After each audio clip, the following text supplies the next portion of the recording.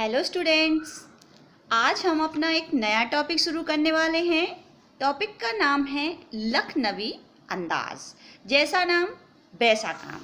अब हम देखेंगे, इस टॉपिक के अंतर्गत हम देखेंगे कि लेखक इस लखनवी अंदाज टॉपिक के माध्यम से हमें क्या सिखाना चाहता है। ये यशपाल द्वारा लिखा हुआ टॉपिक है। यशपाल इसके लेखक हैं। वास्तविकता में इस टॉपिक के अंतर्गत ये एक व्यंग्यात्मक टॉपिक है। लेकिन इसमें सबसे बड़ी बात है, चूंकि हमारा समाज सामंती वर्ग व्यवस्था से पीड़ित है। समझ रहे हो इस बात को? तो इस बात को लेके लेखक ने क्या कहा है कि सामंती व्यवस्था को हमारे समाज से हटाया जाना चाहिए। ठीक है, क्योंकि ये व्यवस्था एक पैरासाइट जैसी है। जैसे पैरासाइट पौधों की जड़ों में रह के उस जड़ों का रस चूसता रहता है, अपनी ग्रोथ करता रहता है। तो ये पैरासाइट है, दूसरों पर निर्भर व्यवस्था।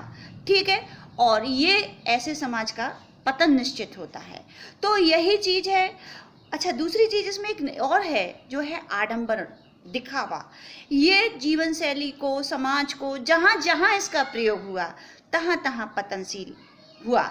ठीक है, तो इन चीज़ों पे कटाक्ष दिया है लेखक ने कि सामंती व्यवस्था हमारे समाज के लिए, हमारे लिए कितनी घातक है। आडंबर, दिखावा, शो ऑफ, ऐसी चीज़ें हमारे जीवन को कितना घातक बनाती हैं। और ये जो चीज़ें हैं वास्तविकता में, एक इंग्लिश में कहावत है, गुड फॉर नथिंग है, कुछ नहीं है हमारे लिए, इनका कोई अस्तित्व नहीं है। लेकिन हमारे समाज में इनका प्रचलन है। तो इन्हीं चीज़ों को एक व्यंग्यात्मक तरीके से परोसा है पाठक के सामने लेखक ने, यशपाल जी ने, और जिसका नाम है लखनवी अंदाज। ठीक है, तो अब हम थोड़ा सा जब इंट्रोड्यूस होने के बाद हम अपने टॉपिक पे आते हैं, तो इसको ओवरव्यू करते चलेंगे। बहुत मज़ा आएगा टॉपिक में, आपका इंटरेस्ट बढ़ेगा। मुफलिसी की ट्रेन, मुफलिसी की पैसेंजर ट्रेन चल पड़ने की उतावली में फुंकार रही थी। आराम से सेकंड क्लास में जाने के लिए दम लगाते अधिक है। दूर तो जाना नहीं था, भीड़ से बचकर एकांत में नई कहानी के संबंध में सोच सकने और खिड़की से प्राकृतिक दृश्य देख सकने के लिए टिकट सेकंड क्लास का ले ही लिया। लेखक कहते हैं मुफलिसी की ट्रेन जो ऐसी ट्रेन कहलाती है जो हमारे आसपास के एरिया में ही सफ़र करती है। लेखक उस ट्रेन में इसलिए सेकंड क्लास, लेखक अपनी विचारों को व्यक्त करते हुए बोलता है कि मैंने मुफलिसी की ट्रेन में सेकंड क्लास का टिकट सिर्फ इसलिए लिया था कि मुझे ज़्यादा लंबा सफ़र नहीं करना था, जिससे मुझे ज़्यादा पैसे, सेकंड क्लास के ज़्यादा पैसे लगते हैं, तो मुझे ज़्यादा पैसे भी नहीं लगेंगे। तो मैंने इसी को सोचते हुए मैंने क्या किया कि सेकंड क्लास का टिकट ले लिया। क्योंकि मैं जो चाहता था, यानी कि लेखक जो चाहता था, वो ये चाहता था कि मैं एकांत में बैठ जाऊं, कुछ अच्छा कहानी के संबंध में, कुछ नई चीज़ें, कुछ नए विचारों को मैं सोच सकूं, कुछ समझ सकूं और प्राकृतिक दृश्यों का लुत्फ उठा सकूं। यही था उसका उद्देश्य, और इसीलिए उसने सेकंड क्लास का टिकट ले लिया था। ठीक है, आगे बढ़ते हैं। गाड़ी छूट रही थी। सेकंड क्लास के एक छोटे डिब्बे को खाली समझकर जरा दौड़ उसमें चढ़ गए। अनुमान के डिब्बा निर्जन नहीं था। एक वर्ष पर लखनऊ के नवाबी नस्ल के एक सफेद पोश सज्जन बहुत सुविधा से पालथी मारे बैठे थे। लेखक उस चीज को बयां करता है कि वो कैसे उस सेकंड क्लास के, थोड़ा दौड़ के उस सेकंड क्लास के डिब्बे में एंटर हुआ। जैसा कि उसने सोचा था कि मुझे सेकंड क्लास का डिब्बा एकदम खाली मिलेगा, लेकिन ये सब नहीं हुआ। वहां पर पहले से ही लखनवी अंदाज को बयां करते हुए अपना तौर तरीका, लखनवी नवाबी वाला तौर तरीका व्यक्त करते हुए एक सफ़ेद पोश यानी कि सज्जन वहाँ पहले से ही विराजमान थे। ठीक है, ये चीज़ देखी है लेखक ने। जैसे ही वो डिब्बे में एंटर हुआ, सामने दो ताजे चिकने खीरे हाँ, सामने 2 ताजे चिकने खीरे तौलिए पर रखे थे।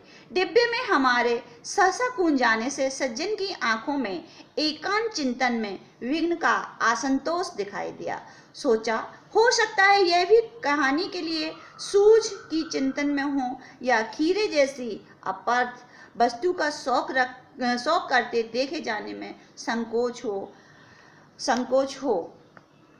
लेखक कहता है कि जैसे ही उसने देखा और डिब्बे का जायजा लिया, डिब्बे में क्या चल रहा है, नवाब साहब बैठे नवाबी अंदाज को बयां करते ही है, ठीक है।